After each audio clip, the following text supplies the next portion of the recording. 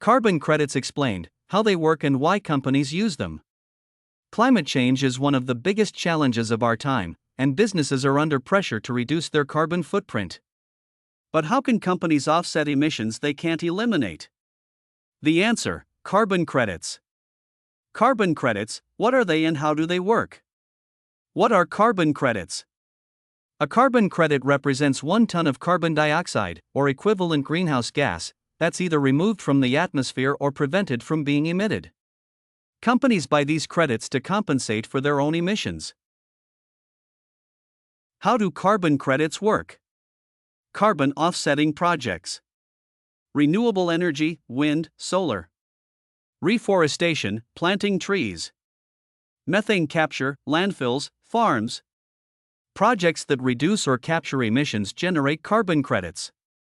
Companies then purchase these credits to offset their own pollution. Tesla is the biggest seller of carbon credits and earns billions selling credits to legacy automakers. Companies that buy carbon credits. They purchase credits to comply with laws or meet sustainability goals. Automotive industry. GM, Ford, Stellantis, Honda buy credits from Tesla to avoid fines under emissions laws. Volkswagen, Toyota purchase offsets for manufacturing and supply chain emissions. Tech and retail. Microsoft, carbon negative by 2030. Amazon, climate pledge, net zero by 2040. Google, carbon neutral since 2007. Airlines and energy. Delta Airlines, carbon neutral pledge. Shell, BP buy credits while transitioning to renewables.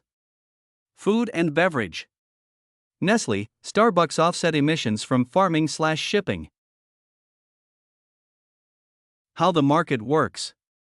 Voluntary market, companies buy credits by choice. Example, Microsoft buys from forestry projects. Compliance market, governments enforce limits via cap and trade. Example, Tesla sells credits to GM in the US ZEV program. Benefits and criticisms. Pros. Funds green projects. Encourages corporate responsibility. Cons.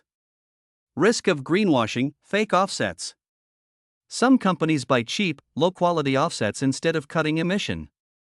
Needs strict regulation. Conclusion. Carbon credits are a tool, not a magic fix. Real change requires reducing emissions first, then offsetting the rest. Carbon credits are helping companies transition to a greener future, but transparency is key. What do you think? Drop a comment below. Subscribe, like, and share if you learned something.